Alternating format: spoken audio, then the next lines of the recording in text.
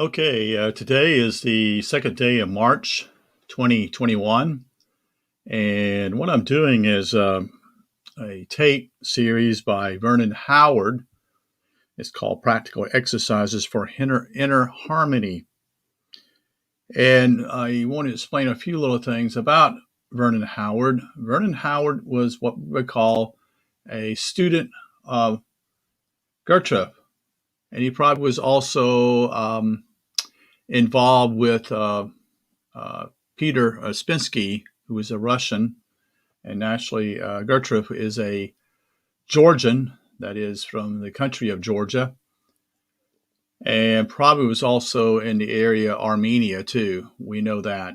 But what I'm going to do simply is play in part 3 of this series.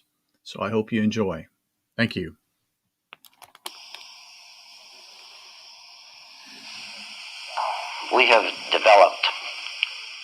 I have written a series of programs, exercises, which we've called Practical Exercises for Inner Harmony, which is the cure, which is the way out of all this folly, of all this self-doubt. You doubt yourself. Don't you doubt yourself all day long? Of course you do. You doubt yourself because you're believing in the false self. That's why.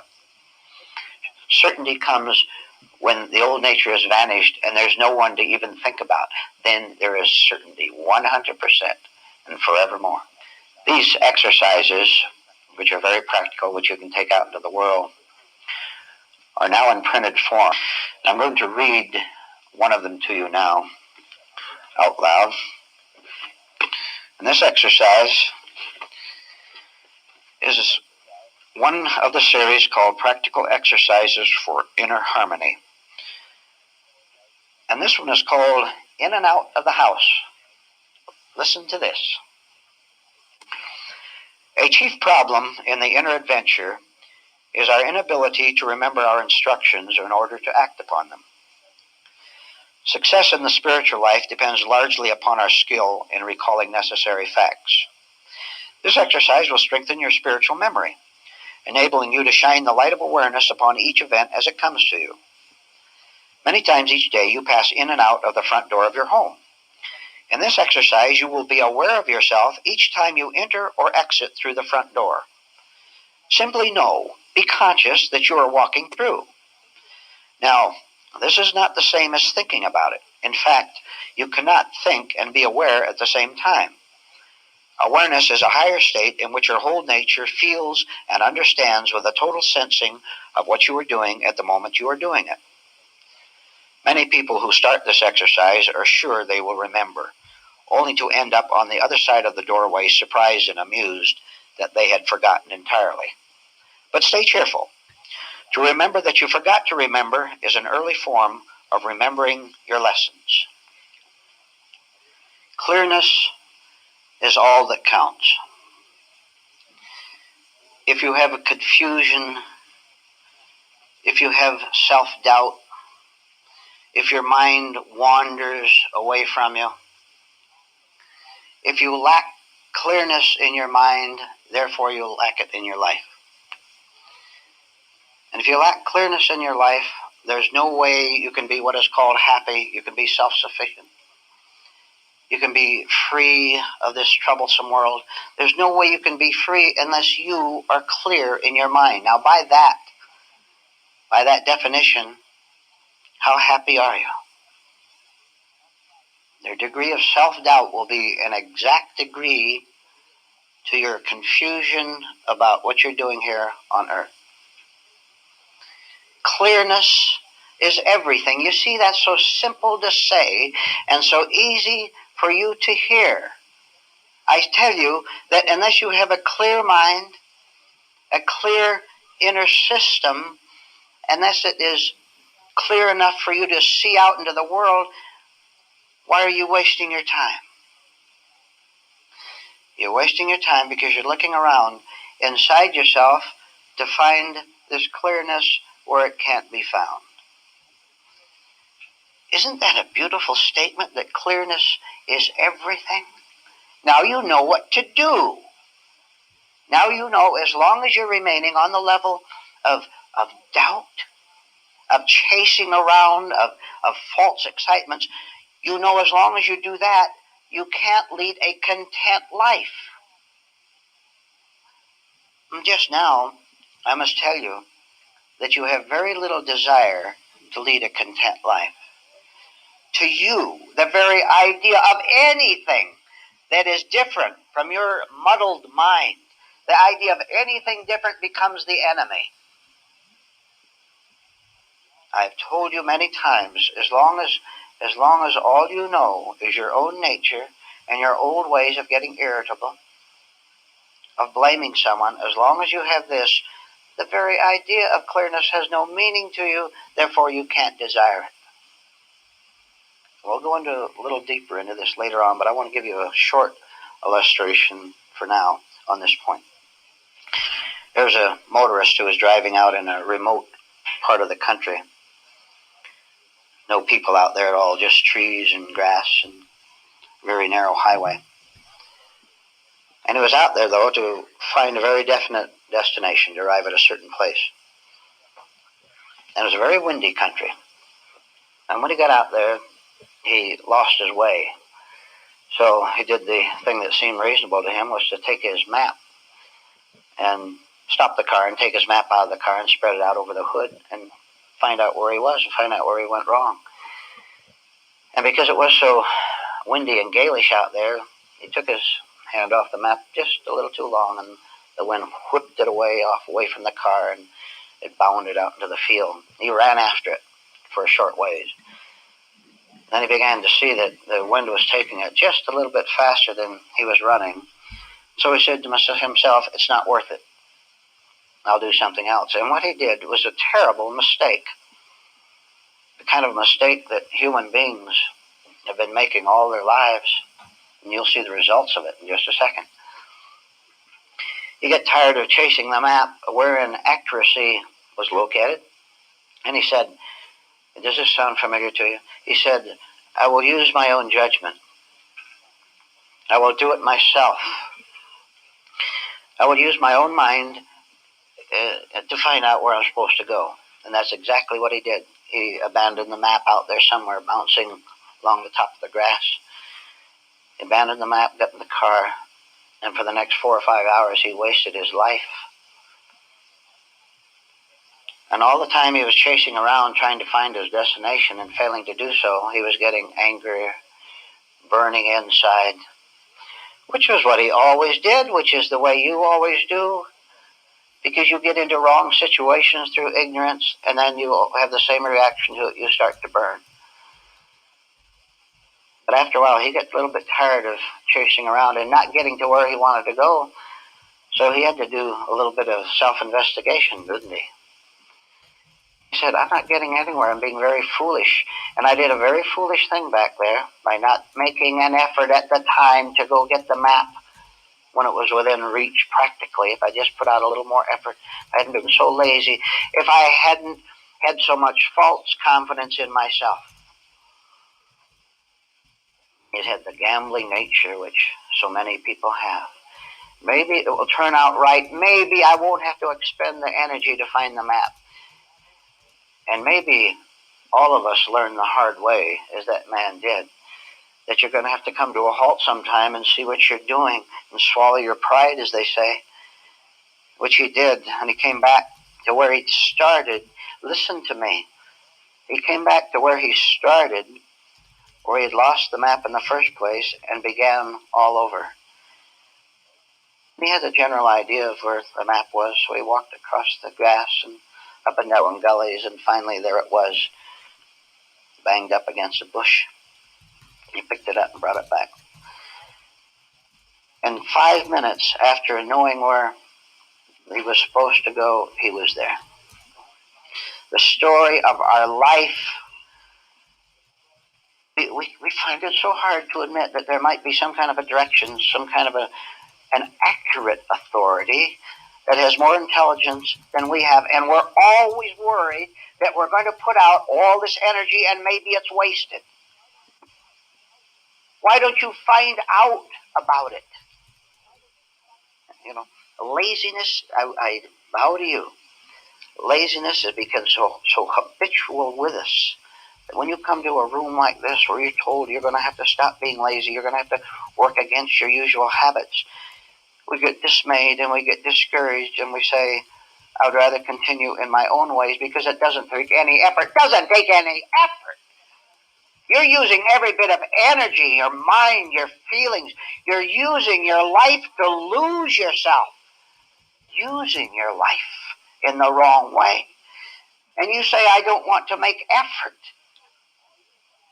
You're doing everything possible to waste your life, and then you worry about using energy wrongly. Have you reached the point, I'll ask you whether you've reached the point or not, where you've wandered around out in that desolate countryside 4 or 5 hours, where you say, I will admit that I was a very foolish human being. I'll admit I wanted to be lazy rather than make the effort of going after it. I'll admit I wanted to find the shortcut, the short way, and he found out, as we are finding out in our lives, that the short way is the long way. Now, look, we have made the mistake. We have made the mistake in our ignorance, in our foolishness, in our folly. We have made it. All right. It is possible, once having made the mistake, to say, I am going to cease making the mistake anymore.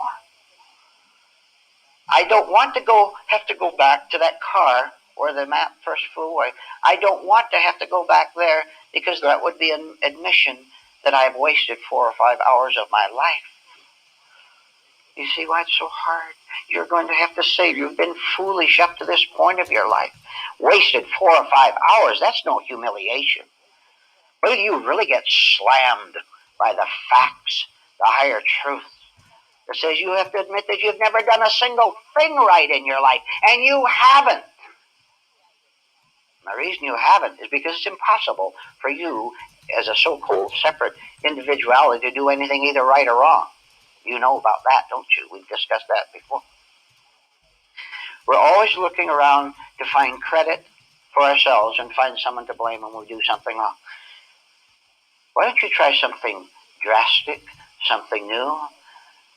While you're wandering away from where you lost that map, why don't you go back? And say, now my logic is working clearly. Here is where I refuse to chase it. Here's where the wrong elements inside me began to take me over. And I even, look how foolish I really am. I got mad at that wind for taking the map away. Think of that. What kind of a mind do I have? Surely I'm not an intelligent human being. I was angry at that wind for whipping the map out of my hand. And I'm blaming it for my problem. You think I'm exaggerating? This is what the whole world does. They call it events. They generalize and lump it into one big thing and say events worked against me. There's a way for you to live above all human events. Now I'll tell you how you do it, briefly. You do it by rising above the source of all human events as far as you're concerned, which is the way your mind now malfunctions. If your mind was clear, it wouldn't make any difference what happened to you, because nothing wrong can ever happen to your spirit. You're still making demands on the world. Your old nature says, don't do this, don't do that. Let me live as I demand and I'll be happy, and you never are. The events of the world, the events of the whole world, of what people do to you, so you say, these events have no power over who you really are, but you won't investigate that to the end because you're afraid that it might be the end of your falseness, which it is. You're so confused, you think the world is out to get you. You think that you're the center of the universe and that everyone is plotting against you. No wonder you get mad all the time. No wonder you're always arguing. No wonder you resist the truth. No wonder you demand to have your foolish way. You know, You can have your way if you want. You don't have to accept the truth that could relieve you of all your miseries. But wouldn't you say it'd be intelligent, a sign of intelligence, for you to say, here I am, trying to find my destination without the map, trusting myself, and seeing right in front of my own eyes that every move I make is wrong, because I never arrive at my destination. You talk and you think and you pray and you cry about happiness and peace of mind, and you never find it. Doesn't it occur to you that maybe you're doing something wrong? That maybe the way you think is not the way reality thinks? That maybe truth has a different kind of a mind than you have? Oh no. For you to admit that there's a mind that is higher than yours would be a threat to you, wouldn't it? You'd be afraid that this higher mind is going to take away your blessed life, your happiness. Now I'll tell you, and I'll try to put this in a special way. With almost everyone in the world, misery is their form of happiness. To be able to cry is their idea of being peaceful. Are you getting this at all? Am I going too far for you? The idea of happiness, of living a good life, a right life, for almost everyone on earth is to have a troubled life. Now you figure that out. I want you to become very, very suspicious in this room. I want you to become suspicious that a trick, a very cunning, subtle trick, has been played on your mind so that you believe wrong things. Now, look how simply it can be put. You think, believe wrong things, and take them as being right. There is a clue. There is a way in which you can see through this trick which you are consenting with. And that clue is you to take a good, hard look at the way you go through your day and see how desperate you are. Do you see how scared you are? Now, don't come into this room and continue with your usual self-deceptions. It just won't work. If you want to deceive yourself, you don't have to come here and hear these facts. There's no law that says you have to come here. I don't say you have to come here. I'm just saying, are you tired enough? Are you willing to investigate something else? Are you willing, in just a small part of you, to admit maybe there is an intelligence higher than your present one? There must be, because your intelligence has given you the kind of a life that you agonize from today. There has to be a higher intelligence than that. But you don't know that. How can you know something above your own level? I will tell you quite bluntly, there's no way you can attribute anything higher than yourself, give credit to anything higher than what you are. How can you do it when you've never seen it? That's not an impossible situation. It may seem so, but it isn't. What you can do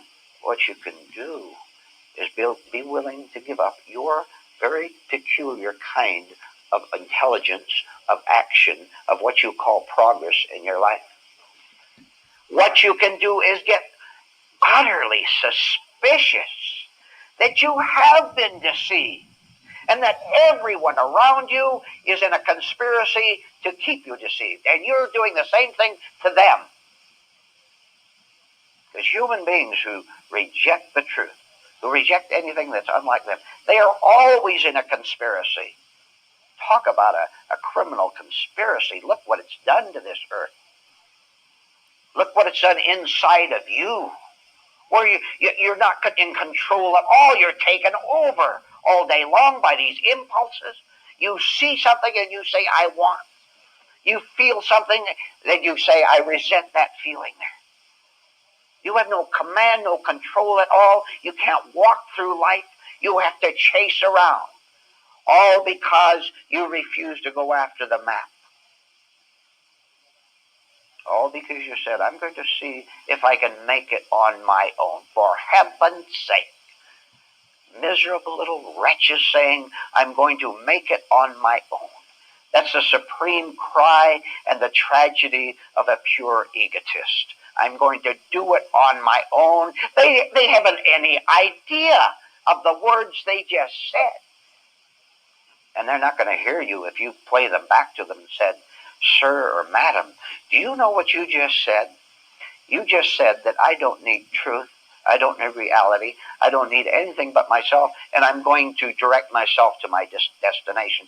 The man, the woman, the wretched people are wandering around out in the woods saying, I'm going to find it for myself. And they all walk over to each other and slyly ask the other person, do you know where I'm going to go? And do you know what happens? The other person says, yes, I know where you're going to go. Give me $50 and I'll tell you. Everybody trading lies that they know what life is all about. All in total unconscious mechanical sleep. All of them lying to each other. None of them having the courage to say, we're all wrong. We're mad, and we always have been. 20, 30 years. What a beautiful, exceptional thing it would be if a husband and wife, after living a mad life, trying to get rich, trying to get ahead in this world, trying to be successful socially, what a beautiful miracle it would be if that husband and a wife, after a while, came into a room like this and heard these truths, and they went out and they went home and they thought about them, and they looked at each other, and they looked at a book or two, and they heard a tape or two, and it dawned on both of them at the same time what they had been doing to each other and to everyone else for all this 20 or 30 years of their marriage. Wouldn't that be a miracle? It doesn't happen too often, because usually one of them wants the truth and the other doesn't. Tonight we will cover in various ways that great barrier to something new and different and real, that very high barrier called deception. Both the deception in which we deceive ourselves and in which we are deceived by other people. Self-deception is always unconscious. We don't see it. When someone tells us about it, we react in hostility and rejection to it. Because we believe in our deceptions. We take them as being real. We take them as being workable.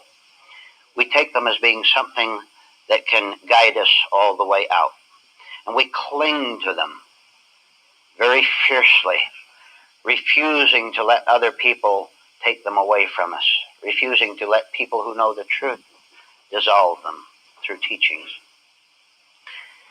There was a teacher of truth who was walking down a city street with several of his disciples, and they came upon a very interesting sight.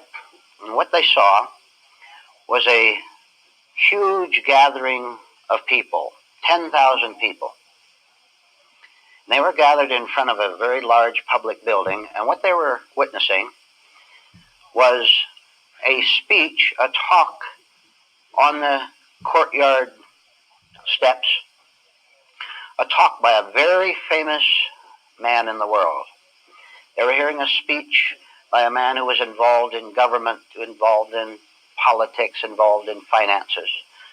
A famous and influential and powerful man.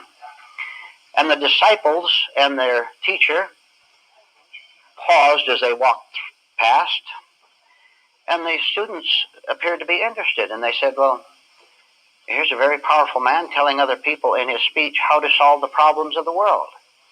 And indeed, the man was doing so. He was standing up there behind the microphone with all the television cameras on him. And he was telling every one of the thousands of people in this outdoor crowd, telling them how to solve problems of the world through different kinds of distribution of food, through new laws, through all the regulations that human beings can dream up. telling them how to solve the problems of the world. And the teacher said, now just a minute.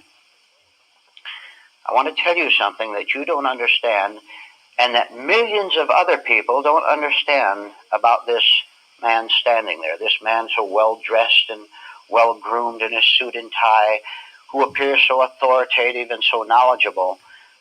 I know a secret about that man, and if I told you, you wouldn't believe me. But I'm going to let you discover it for yourself so that you will no longer be deceived by him or by anyone else. You see, I know human nature as it is. I know that man. I can see right through him. But if I told you, as I said, you wouldn't believe me. So we'll just listen for a while. You listen to his talk. And then I want you to notice what happens afterward. So they listened, and the man continued with his talk in public about how to solve the world problems. And he was applauded a number of times throughout his speech. And the cameras were on him, the reporters were there taking notes, and it was spread all over the world on television. So there was the great man giving this great speech. And when he was through, of course, he was wildly applauded. And the speech came to an end, and he started to walk away with his aides and his bodyguards. And they came down the steps of the building and walked over to one side where their long cars were waiting. And gradually, they worked their way toward the teacher and his disciples.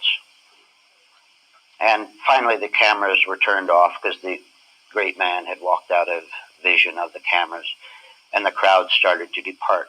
So it ended up so that this great man who was solving the problems of the world with his speech a few minutes earlier, he was walking away with just 2 or 3 people around him toward the car in sort of a little isolated off street.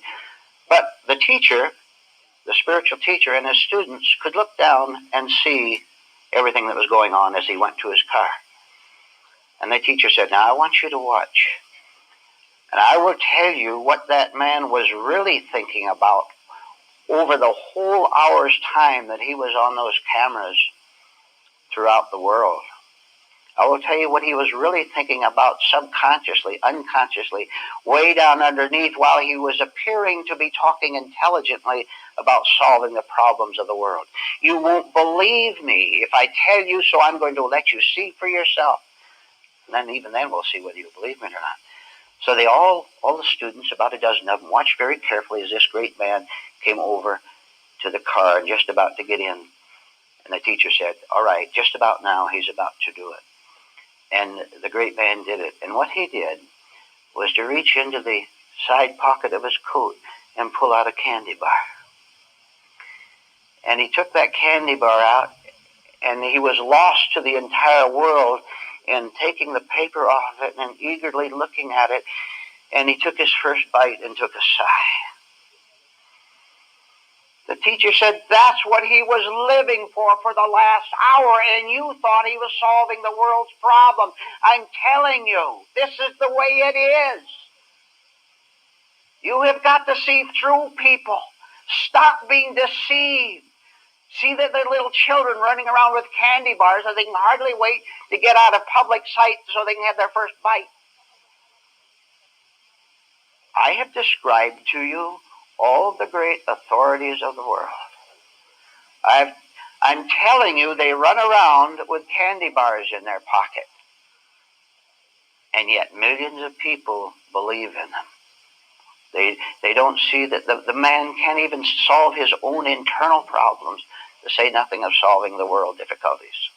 So we're talking tonight about deception, self-deception, and the deception that other people impose on us because we don't understand, because we don't see.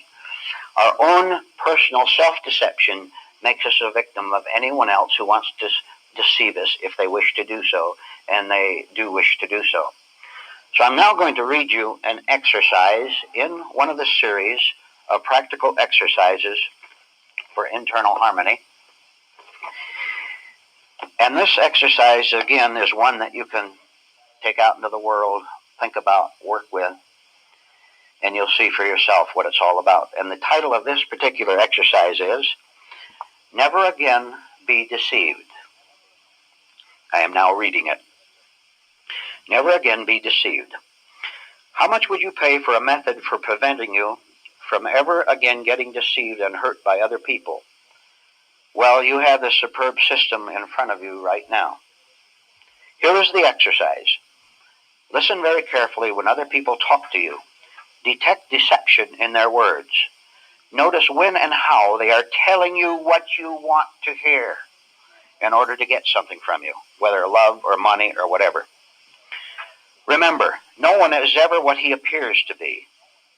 In past years, you were deceived by people because you believed in pleasant external appearances instead of seeing the facts about human nature. Change all that. Watch for the trap in smooth words, generous promises, smiling faces, and clever lies. These are all standard tricks used by people who want to make yours theirs. Realize that self-interest is cunning and persistent. Write down your own list of ways in which people tell you what they know you want to hear. Carry it with you. Use it as a magnifying glass to see secret motives. Your insight into people is your perfect protection.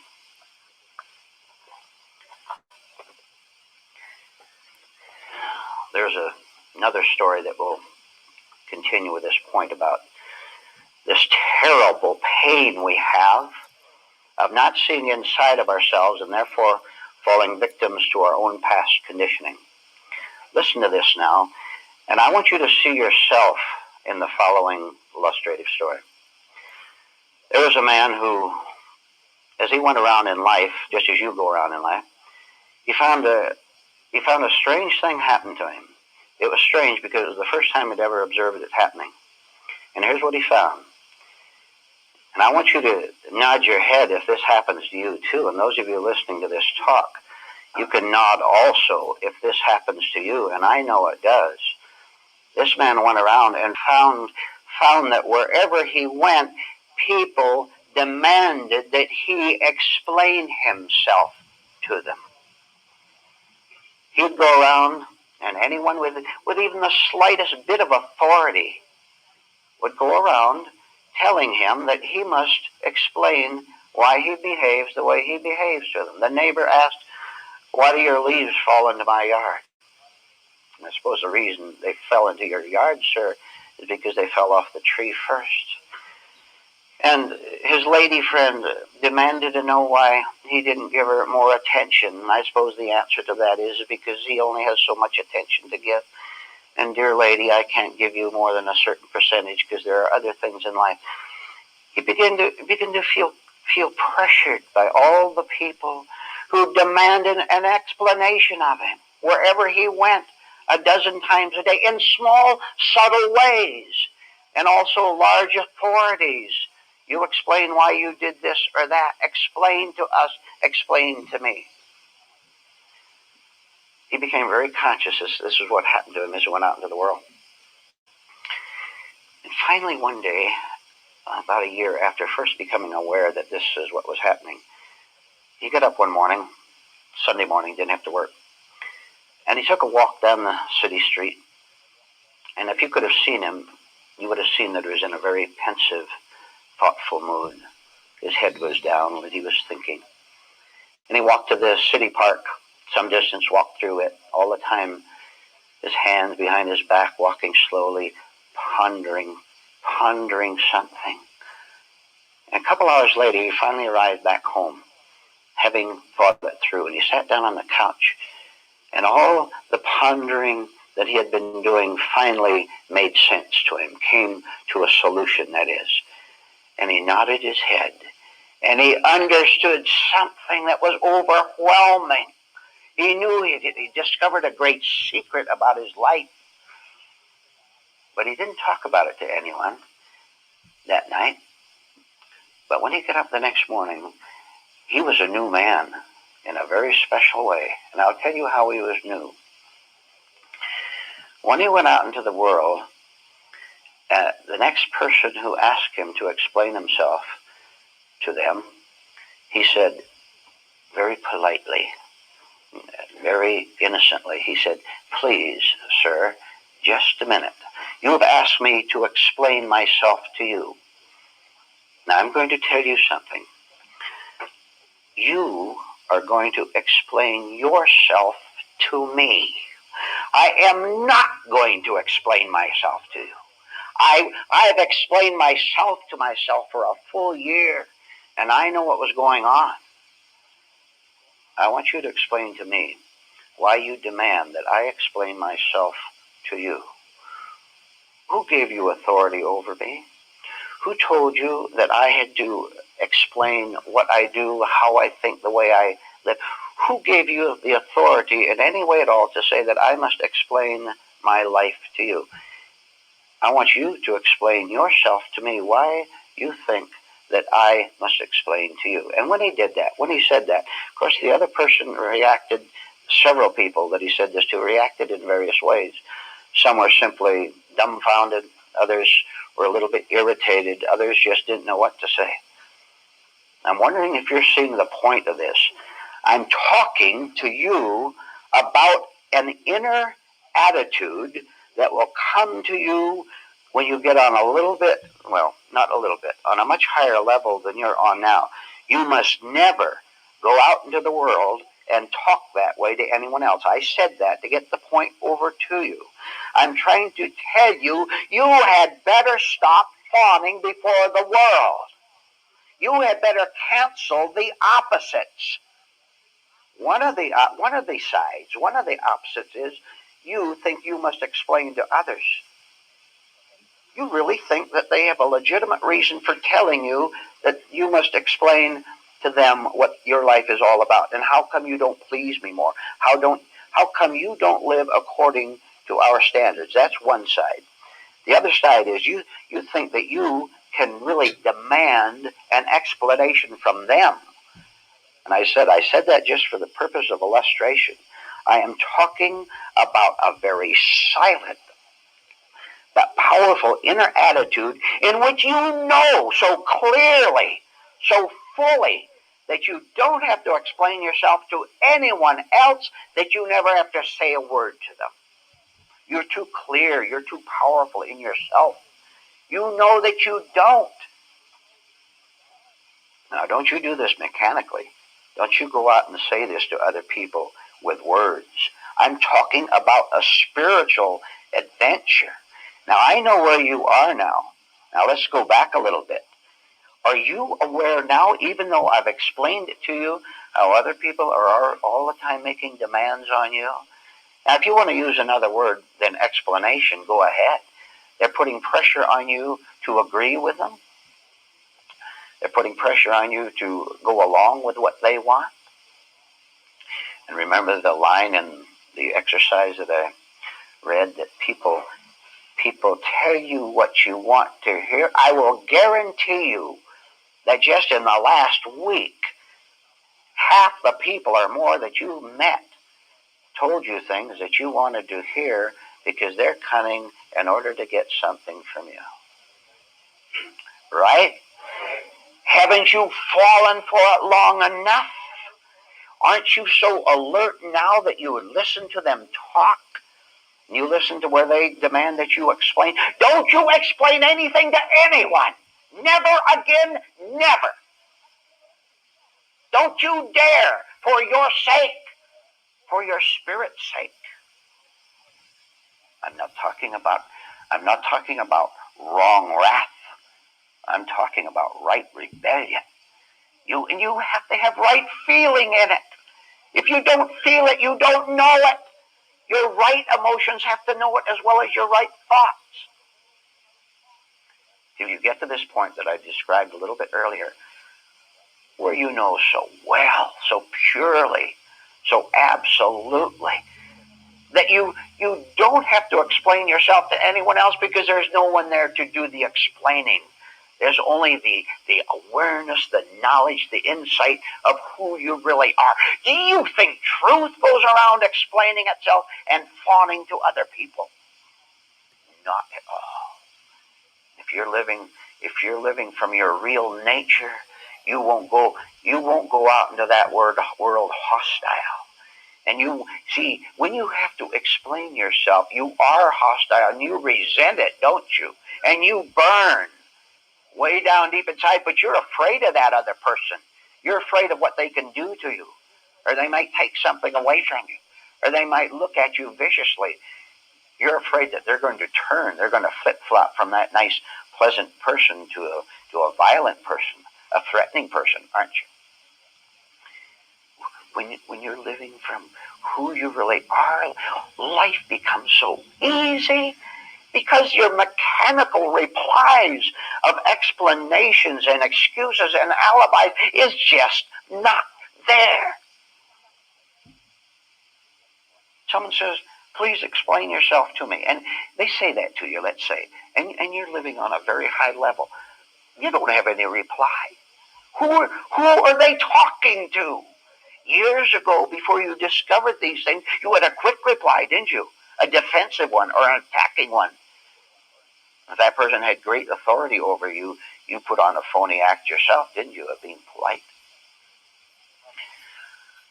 Probably one of the greatest of self-deceptions that any human being ever runs into, and listen to this, please, is the self-deception in which they say they want to change their inner nature. Everyone will go around assuring you that they want to be different. Everyone will go around telling you that they'd like to have a better life, a higher life, and they're using words. Suppose a man has lived in the same house for 20 years and he goes to a home builder. He says to the home builder, I want a new home. I don't want my old home anymore. I want a new one. The builder says, fine. How many bedrooms do you want? And the man says, 3 bedrooms. The builder says, fine. That's what your present house has. You want 3 bedrooms again? Fine. The builder says, what color do you want the house? The man says, I'd like it a white house with blue trim. The builder says, oh, that's what your present house is. So we'll make it white with blue trim. You're following me, aren't you? The builder says, now, what about the yard? How should we have the agriculture out there? The man says, I want a peach tree in the front yard and a plum tree in the backyard. And the builder says, that's exactly what you have now. He doesn't want to change. What he wants to do is change ideas. Can you sit here tonight and begin to understand the difference between changing ideas and changing your nature? Well, you ought to know what it means to pretend to want to change your nature while only switching ideas, because you're just as miserable as you always were. You've just switched from one corner of the muddy field to another corner of the muddy field, calling it new. Isn't it incredible how human beings can't see that they are the same person every month, every year, over and over, and you talk to them about change, and even they have even the most shallow, elementary ideas of what it means to change. Well, the man says I should change. All right, I'll learn to speak a foreign language. That's his idea of changing himself. Someone says you ought to change. That means you ought to change to another state. I'll move to Florida or whatever. We're talking about something that can't be talked about, because it's not on the level of ideas. It's on the level of way above the ordinary mind, the ordinary thought. How are you going to comprehend it? But people always must translate it into what they already know. And your present ideas that you have about change are the enemy of your life. They want you to think that changing from one corner of the muddy field to the other makes you different. You are just as scared now as you were before you read that religious book, before you changed locations from one city to another.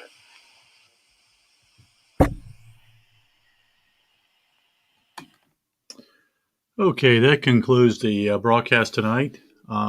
We'll do another one probably the next day or two. So I just thought I'd let you know. Vernon Howard, again, like I said, was a student not only at Gertrude and others. He had an impact upon his neighbors also.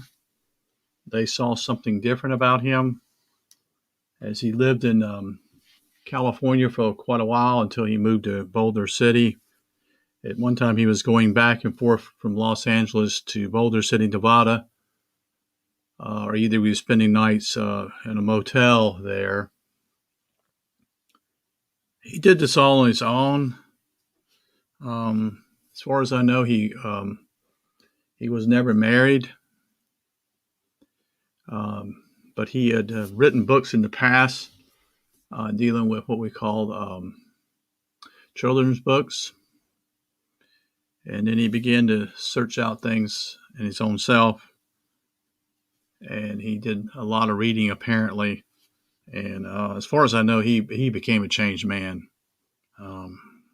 He never was impressed about money and getting it. That was not his goal. That was secondary to him. And many teachers today who claim to have answers are not that way.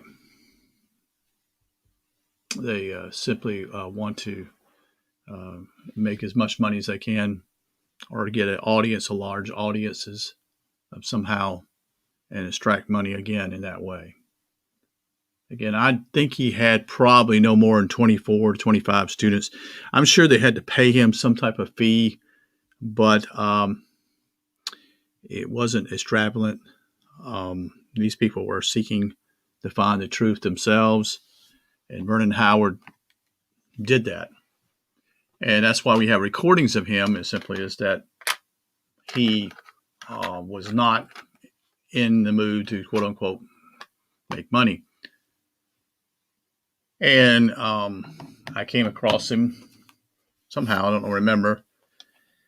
His site, that is, that once he passed away, he offered his information went to another particular group called www.anewlife.org. And he basically, these were things that he shared. They're all basic, a lot of common sense to them.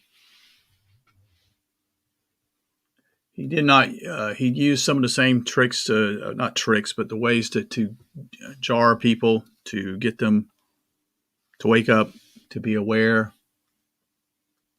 to understand simply is that we're not our mind. That's the trick. The mind wants attention and desires attention. And it's our hearts is what's more important. I think it's key also just to say this is as I go out in the woods, today I was hurried to do certain things, and I went out in the woods, and it wasn't a good quality time because simply I was in a hurry. And it pointed out to me just that if I'm going to do something of that nature, I need to be out there for a good long period just to experience the peace of being out in the woods. And today was a day based upon what we thought was going to be rain, and the rain never came. And so I fed the little guys and the squirrels and the birds, and then I had to do some errands. And that was a mistake. I really don't need to go out there unless I can spend some quality time out there with the animals and just in nature. I'm very fortunate.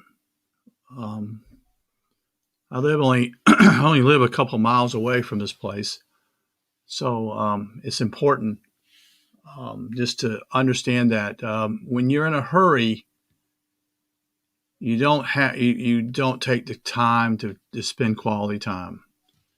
And that's what we tend to do, is that even on a trips, we go on a vacation, so to speak.